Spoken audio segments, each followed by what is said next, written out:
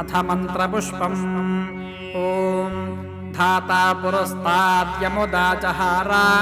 शक्रः प्रविद्वान् प्रदिशश्चतस्रः तमेवं विद्वानमृत इह भवति नान्यः पन्था अयनाय विद्यते सहस्रशीर्षं देवं विश्वाक्षं विश्वशम्भुवम्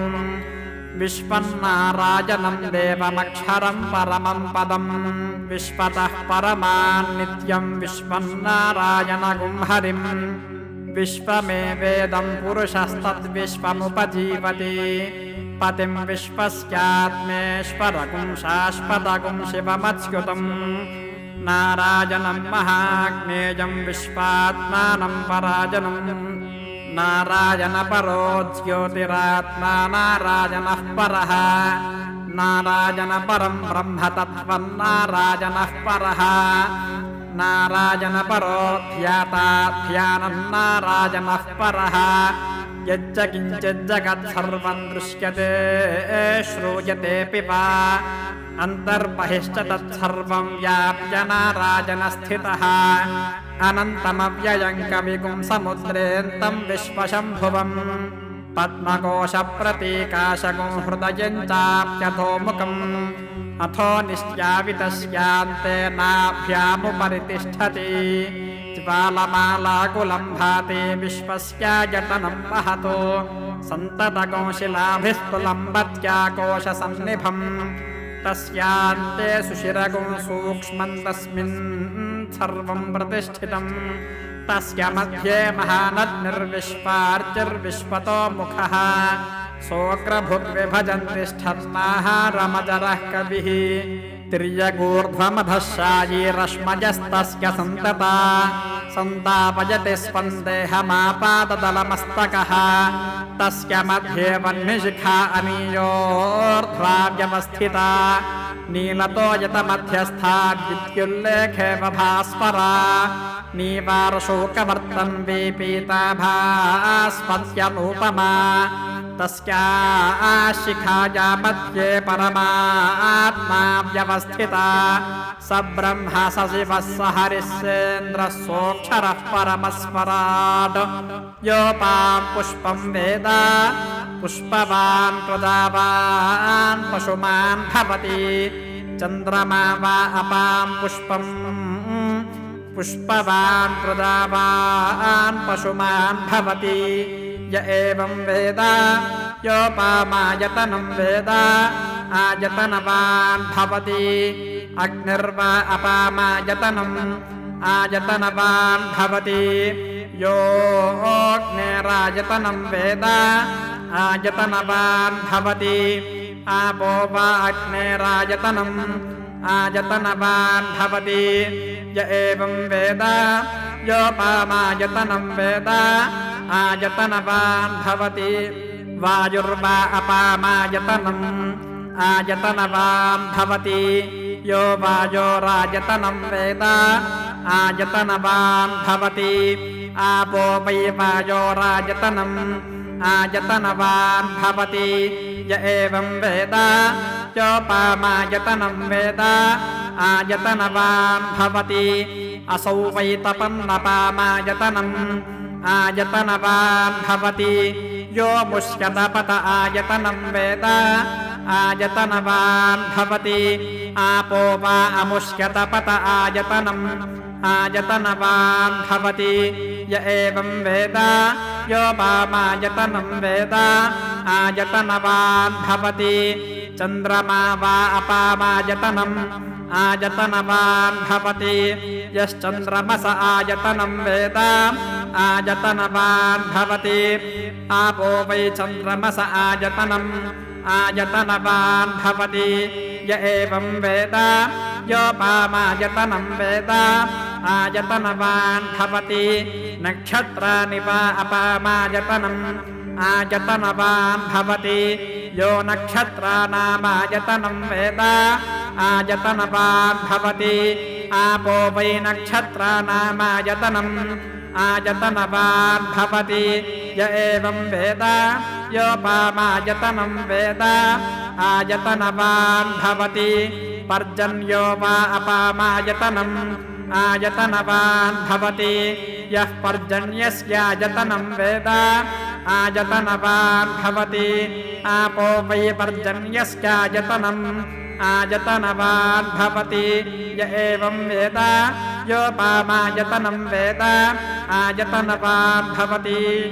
संवत्सरोपा अपामायतनम् आयतनवान् भवति यः संवत्सरस्यायतनं वेद आयतनवान् भवति आपो वै संवत्सरस्यायतनम् आयतनवान् भवति य एवं वेद योऽप्सुनावं प्रतिष्ठितां वेद प्रत्येव तिष्ठति किं तद्विष्णोर्बलमाहुः का दीप्तिः किं पराजनम् एको यद्धारयद्देवः रेजति रोदसी उभे वाताद्विष्णोर्बलमाहुः अक्षराद्दीप्तिरुच्यते त्रिपदाद्धारयद्देवः यद्विष्णोरेकमुत्तमम् आतनुष्व प्रतनुष्व उद्धमाधमसन्धमा आदित्ये चन्द्रवर्णानां गर्भमाधेहि यः पुमानो इतः सिक्तकुं सूर्यगतम् चन्द्रमसेरसङ्कृधि वारादञ्जनयाग्रेऽग्निम् य एको रुद्र उच्यते राजाधिराजाय प्रसह्य साहिने नमो वयं वै श्रवणाय कुर्महे समे कामां कामकामाय मह्यम् कामेश्वरो वै श्रवणो ददातु कुबेराय वै श्रवणाय महाराजाय नमः ॐ तद्ब्रह्मा ॐ तद्वायुः ॐ तदात्मा ॐ तत्सत्यम् ॐ तत्सर्वम् ॐ तत्पुरोर्नमः अन्तश्चरति भूतेषु गुहायां विश्वमूर्तिषु त्वं यज्ञस्त्वं वषट्कारस्त्वमिन्द्रस्त्वं रुद्रस्त्वं विष्णुस्त्वं ब्रह्मत्वं प्रजापतिः त्वं तदाप आपो ज्योतिरसोऽमृतं ब्रह्म भूर्भुवस्सुवरो ईशानः सर्वविद्यानामीश्वरः सर्वभूतानां ब्रह्माधिपतिर्ब्रह्मणोऽधिपतिर्ब्रह्मा शिवो मे अस्तु सदाशिवो ॐ नारायणाय विद्महे वासुदेवाय धीमहि तन्नो विष्णुः प्रचोदयातु महादेव्यै च विद्महे विष्णुपत्नी च धीमहि तन्नो लक्ष्मीः प्रचोदयातु तत्पुरुषाय विद्महे महादेवाय धीमहि तन्नो रुद्रः प्रचोदयातु तत्पुरुषाय विद्महे वक्रतुण्डाय धीमहि तन्नो दन्तिः प्रचोदयातु तत्पुरुषाय विद्महे चक्रतुण्डाय धीमहि तन्नो नन्दिः प्रचोदयातु तत्पुरुषाय विद्महे महासेनाय धीमहि